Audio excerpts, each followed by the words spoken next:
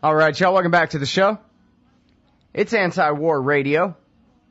I'm Scott Horton, and our next guest on the show is Reza Marashi from the National Iranian American Council. He joined NIAC in 2010 as the organization's first research director. Came to NIAC after 4 years in the Office of Iranian Affairs at the U.S. Department of State. Prior to his tenure at the State Department, he was an analyst at the Institute for National Strategic Studies, covering China and Middle East issues. He writes for the Huffington Post, and of course you can find him at NIAC's website, niac.org. Welcome to the show. Reza, how are you doing?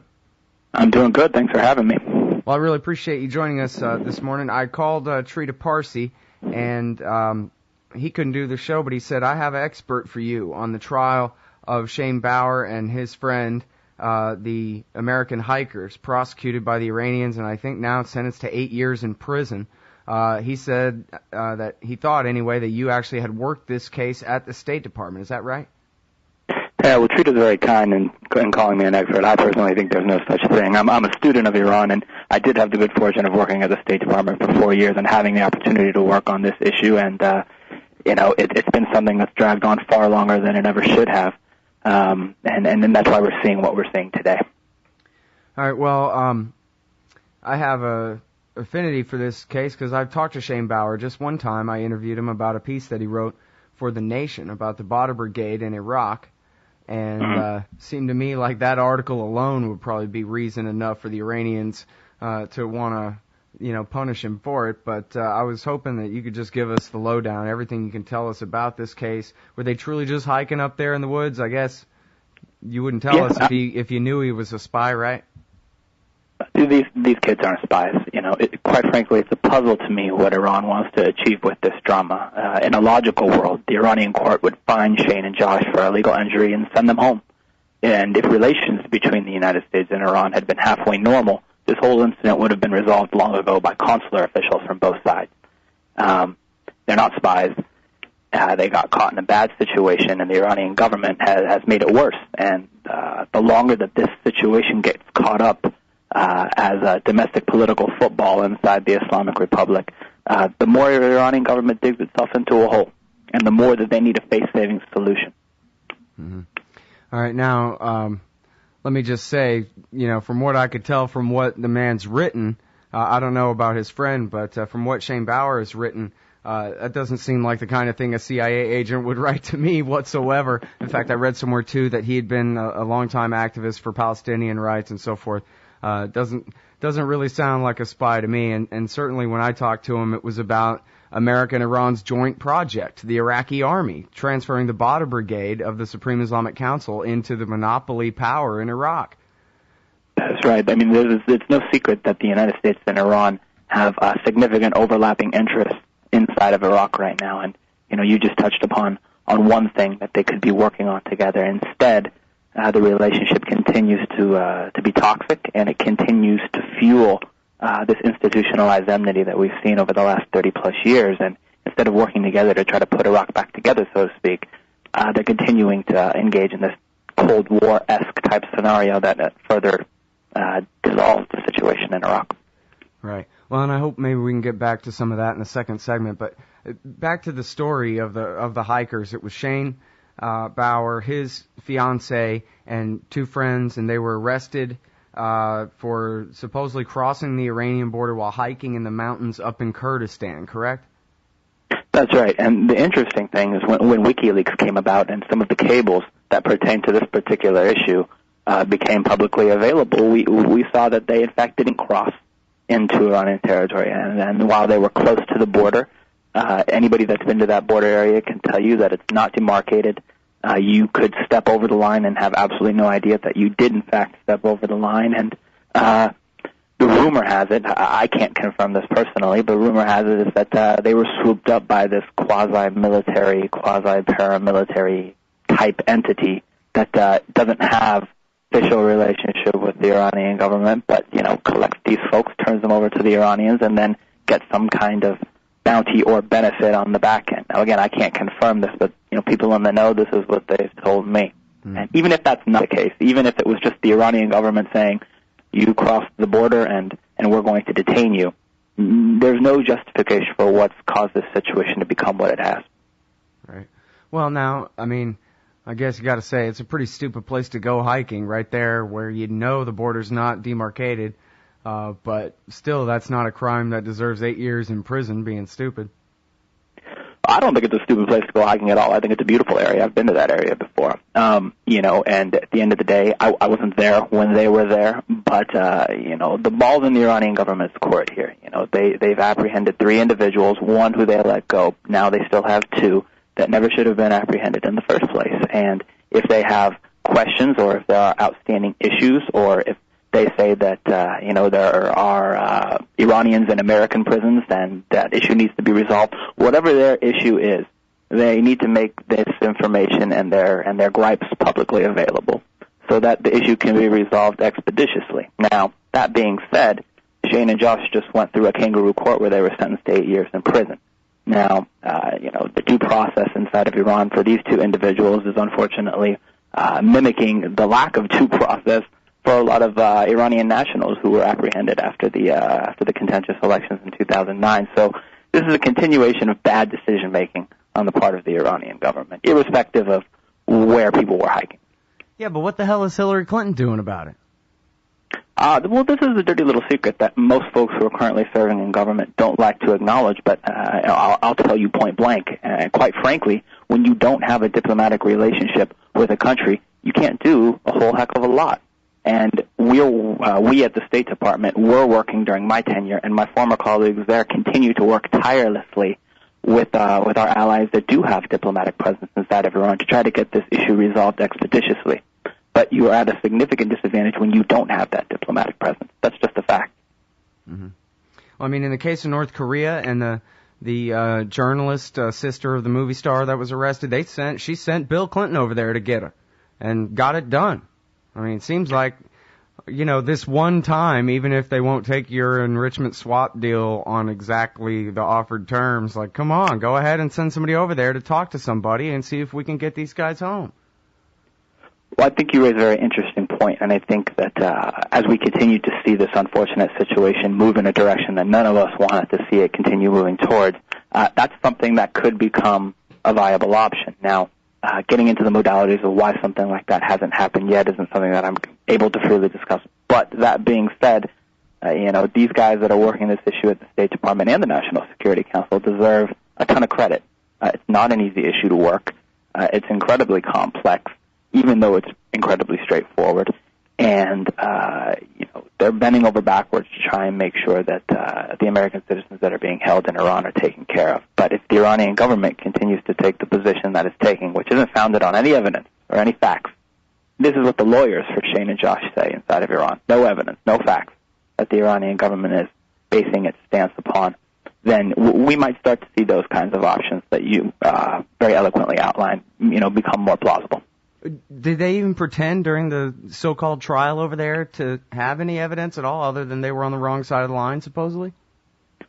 It's tough. It's been tough for me to parse through so far. I haven't seen a lot of information trickling out of Iran when it comes to the details of what they were charged for. They were sentenced to 8 years and they were charged for everything that we're all familiar with. But, when it comes to the evidence and the details, their own lawyers said, there wasn't any. And if the own lawyers are saying that, when they're going to have far more access and direct access inside the country to this type of information than we'll have on the outside, sitting in Washington, D.C. or elsewhere, then you know that there's a problem, and you know that something smells fishy here. And again, this is a case where the Iranian government is just making the wrong decision, and they need to just get this situation over with. They need to let these kids go back to families, and they need to get this burden off of their backs because they're only causing themselves more problems by holding on to these 2. Mm-hmm. All right, now hold it right there. I got some more questions about this and about America and Iranian relations in general. If we can, right after this, it's Reza Marashi from the National Iranian American Council, formerly of the U.S. State Department. We'll be right back after this. All right, y'all, welcome back to the show. It's Anti-War Radio. I'm Scott Horton. I'm talking with Reza Marashi from the National Iranian American Council. NIAC.org is the website there. He's a former State Department official and we're talking about the 8-year prison terms just handed down to Shane Bauer and Joshua Fattal, his friend, in Iran, supposedly for spying when they were arrested or at least nabbed for while hiking up in northern Iraq. And we were talking about, what can be done about this. And, it seems to me like those Iranians are just, I don't know if they're doing this on purpose, but they sure seem lunkheaded to me at the very least that they're going to do something like this that is obviously reminiscent of the hostage crisis of 1979. That makes them look like they don't respect the basic law of nations and all that kind of thing, that offends other heads of state everywhere and really angers the American people. I think you made an excellent point. I mean, the ghosts of history, as my former supervisor and my friend, Ambassador John Lambert, likes to call it. When it comes to U.S. and Iran relations, these ghosts of history constantly rear their ugly head. And this is perhaps the ugliest scenario where, human life is treated as a commodity as opposed to valued as it should be. And, when it comes to what's going to happen going forward, I think it's unlikely that they'll serve a full 8-year prison term. And quite frankly, I'm not sure if the Iranian government knows what their next move is. Trying to predict Iranian politics nowadays is a humbling experience, but since it's our job, I see two scenarios that could potentially play out, one a little bit more likely than the other. First, you have President Ahmadinejad that's going to be coming to New York for the United Nations General Assembly in September. He would love to be able to get these two hikers released prior to his arrival or during his arrival, so he could have a dramatic gesture and be shown as a magnanimous leader. But given the fractious domestic political scene inside of Iran, I find that scenario to be particularly unlikely, at least right now, because his conservative domestic political rivals inside Iran won't want to give him a win, quote unquote. So the more likely scenario, at least right now, given what we know, is the supreme leader issuing within the next 20 days or maybe even sometime after that, shortly thereafter, the supreme leader issuing an edict that says that these two hikers should be freed. It's going to be during the holy month of Ramadan. He can come off as the magnanimous leader, and it'll be more of a face-saving solution for the Iranian government, and they won't be in this difficult situation that they're in right now, where they have to figure out some kind of nonsensical, illogical excuse to justify the detention of these two American citizens. Mm-hmm. Well, and they've been held over there for almost 2 years now, right? That's right. Well, I mean, I certainly would love to see the president win his political fight over there, or the supreme leader issue an edict or what have you like that. But I want to get back to what you said before about it's really hard to negotiate when you don't have an ambassador over there. And I just wonder, hey, you were in the State Department when the people with the power are talking about this. They even have a coherent argument for why we won't just open an embassy in Tehran and deal with these people? Well, I think that you'd be surprised by the amount of people that want to have a diplomatic presence inside of Iran, and the behind-the-scenes efforts that were taken at the end of the Bush administration and throughout the course of the Obama administration to try and make that a reality. One complication when it comes to that particular issue that I can share with you is look at how toxic the situation is right now between the United States and Iran. Iran is critical to no less than 6 U.S. national security interests, whether it's non-proliferation, Iraq, Afghanistan, terrorism, energy security, and even a solution to the Israeli-Palestinian conflict. None of these issues can be resolved for the United States without some kind of agreement, tacitly or outright, with the Iranian government. Now, that being said, because things are as toxic as they are right now, and because there's no domestic political space, and by extension, domestic political will for the Obama administration to move forward with negotiations on Iran, it's very difficult to convince a president who's up for re-election to send American diplomats into a country where they just detained 2 American nationals for no apparent reason. That's a tough sell. And domestically, President Obama will get absolutely slaughtered for doing it at this time. So timing actually becomes an issue. But that being said, and again, if you wait for a good time to start negotiating with Iran, if you wait for a good time to try and repair the relationship, that time will never come. It's always going to be a bad time, because that's how bad the relationship has gotten after 32 years of not talking. Yeah. Well, as is so often the case, the only answer to this is Ron Paul, who would get in there and go, I don't care about, whatever Hillary Clinton's problem is or whatever. We're going to send ambassadors over there. We're not worried about right-wing attacks, about being weak or whatever. This is our policy. We want to deal with everybody, and we want to end enmity with everybody, and let's get it started. Simple as that. Well, the interesting thing about Ron Paul is, when he was up there on stage with the other Republican presidential hopefuls, and he said what he said, everybody laughed. But frankly, there was nothing funny about what he said. Now, you don't have to agree with his comprehensive political platform. In fact, I don't. But I think what he had to say about Iran was by and large intelligent.